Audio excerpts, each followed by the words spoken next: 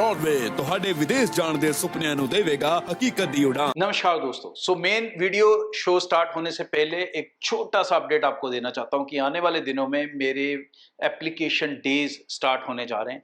इन application days पे मैं अपने सारे ब्रांचेस में 1 बाय 1 आता हूं, आप लोगों से पर्सनली मिलता हूं, आपके डाउट्स कन्फ्यूजन्स को दूर करते हैं। चाहे आपने अभी ब्रॉडवे के साथ अप्लाई करना है या कहीं और से भी अप्लाई करना है या ऑलरेडी ब्रॉडवे के साथ अप्लाई किया हुआ और किसी तरह की भी आप दिक्कत फेस कर रहे हैं, तो आप मेरे साथ पर्सनली मिल सकते हैं। अपनी अपॉइंटमेंट्स टीम से बनाना शुरू कर दें और अपनी डाउट्स और कंफ्यूजन्स को लेकर रेडी हो जाएं। एक बार टीम से प्री कंसल्ट कर लें और फिर टेंशन फ्री होकर ब्रॉडवे के साथ एप्लीकेशन डे पे अप्लाई कर लें। Thank you. नमस्कार दोस्तों, मैं अमरशीद ब्रॉडवे इमिग्रेशन सर्विसेज से लगातार कोशिश रहती है इस चैनल के जरिए कनाडा स्टडी वीज़ा को लेके हर लेटेस्ट इंपॉर्टेंट अपडेट आपसे शेयर करते हैं। अब आज की डेट में जो फाइल्स लग रही हैं, जहाँ जो स्टूडेंट्स तैयारी कर रहे हैं वो तैयारी कर रहे हैं जनवरी इनटेक 2026 की। अब इसके बीच में कुछ चीज़ें और सीखना ज़रूरी है। पिछले दिनों सितंबर के जो रिजल्ट्स आए, अगर हम देखें जून तक के रिजल्ट वो बड़े डेंजरस थे। जून के बाद कुछ सुधार आना शुरू हुआ, लेकिन अब फिर से वो और ज़्यादा डेंजरस होने लगे। इसका कारण एक ये भी है कि जो रीसेंट रिपोर्ट निकल के आई है कनाडा की, 2024 के मुकाबले 65% कम स्टूडेंट वीज़ास इशू हो रहे हैं। तो मतलब कंपटीशन आपके लिए टफ हो चुका है। बहुत सारी चीज़ों को कई बच्चे अलग अलग कंसल्टेंट से सुन के, अलग अलग मेरी वीडियो सुन के ये समझ चुके हैं कि 1 साल का GIC, 1 साल का फीस और साथ में फंड शो करना ज़रूरी है और प्लस इनकम।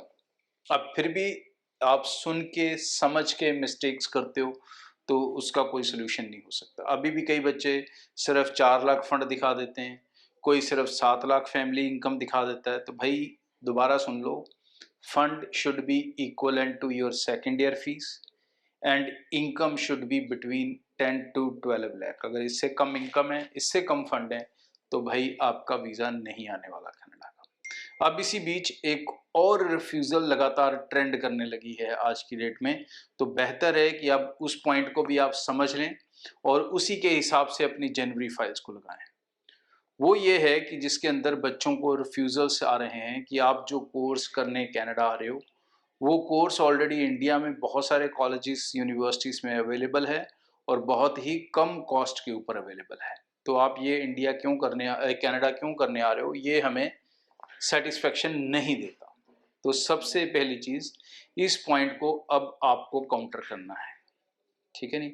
एक चीज़ मैं पिछले कुछ दिनों से आप लोगों को लगातार बोल रहा हूँ कि जो आप कोर्सेज ले रहे हो वो कोर्सेज एक तो डिप्लोमा को अवॉइड कर दें। ये तो मैं बहुत पहले से बता रहा हूँ आपको कि डिप्लोमा अवॉइड करें, बैचलर डिग्री मास्टर्स डिग्री की तरफ जाएं और उसमें भी masters degree bachelor degree specialisation में जाएं, सिंपल में ना जाएं। स्पेशलाइजेशन मतलब अगर आप BBA भी करने जा रहे हो तो वो भी कई तरह की है, प्रोजेक्ट मैनेजमेंट में भी है, एडमिनिस्ट्रेशन में भी है, एनर्जी मैनेजमेंट में भी है, अकाउंटिंग में भी है। तो आप किस स्पेशलाइजेशन में जा रहे हो, क्योंकि इंडिया में स्पेशलाइजेशन का ट्रेंड कम है, यहाँ पर बैचलर डिग्री स्ट्रेट वे करवाई जाती है। तो पहला ये पॉइंट है जो आपको ध्यान रखना है कि कोर्स कैसे सिलेक्ट करना है। सिमिलर केस मास्टर्स के अंदर भी सिलेक्ट करते हुए जर्नल कोर्सेज को अवॉइड करें, वो आपके फेवर में नहीं जाएंगे। दूसरी चीज़, जो आप अपने स्टेटमेंट ऑफ पर्पस SOPs बना रहे हो, उसके अंदर ये मेंशन करना बहुत बहुत ज़्यादा ज़रूरी हो चुका है अब।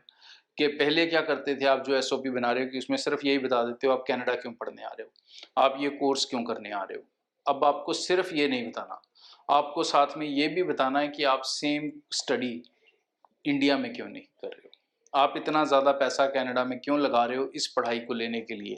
मतलब क्या डिफरेंस होगा इंडिया से ली हुई डिग्री का और कनाडा से ली हुई डिग्री का, या उसी कोर्स को इंडिया में करने का और उसी कोर्स को कनाडा के अंदर करने का। ये डिफरेंस आपको क्रिएट करना पड़ेगा। हर कोर्स के हिसाब से, हर यूनिवर्सिटी के हिसाब से अलग अलग इसके रीज़न, अलग अलग पॉइंट्स होंगे।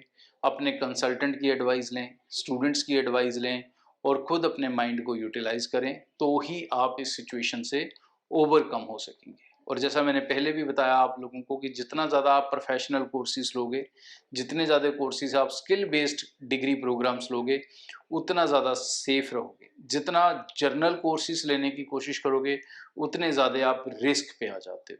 तो इस पॉइंट्स का अगर आप ध्यान रखेंगे तो आप कनाडा के अंदर जनवरी इनटेक में अपना वीज़ा रेशियो के चांसेस बेटर कर सकते हैं। बाकी किस्मत ट्राई करते रहना है और फाइल पे काम नहीं करना, तो वो आपका तरीका है, आप उसको फॉलो कर सकते हो। भाई मैं सिर्फ समझा सकता हूँ, किसी को रोक नहीं सकता, बट इन चीज़ों के ऊपर अगर आप गौर कर लोगे, आप अपना समय, अपनी मेहनत, घर वालों का बहुत सारा पैसा सही से बचा सकोगे।